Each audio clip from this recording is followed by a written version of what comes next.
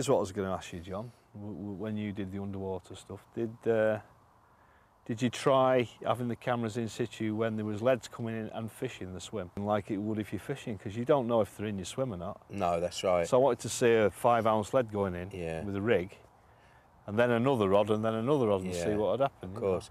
I mean, I base most of my conclusions on all the research that I did before the DVDs that I did with Corda and afterwards, because trying to film something, in all fairness, you know, and having all the film crew there and everybody else that goes with it and all the noise and disturbance, I don't think it's really kind of like a fair challenge. But what I have done and what I have noticed, I've been underwater and I've had people casting at me, and it's quite amazing to see.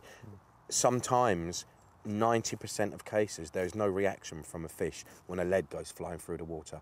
You would expect them just to shoot off and be gone, and they don't. It's almost as if they would just look round and think, oh, that was a lead. Do you see what I mean? It's like completely bizarre, but again, it's part of their normal life, isn't it? But it makes them very, very gently just drift away. That's one thing. Yeah, well, I know, I mean, there's all different scenarios, isn't there? I mean, there's times when you've put a couple of rods in a bay and you've caught straight away, or one rod, and then you put the second one in perhaps, and that spooks them. Yeah. Or if you drop it right on them and the line crosses the back, they explode and tear out. Tear out. That's right.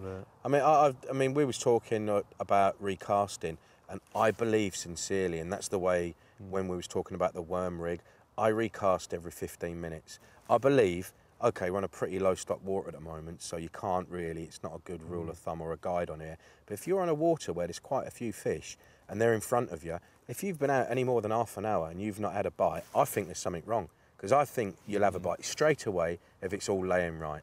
And basically, what I would do in that situation, I would regularly recast, and I wouldn't be afraid to do that.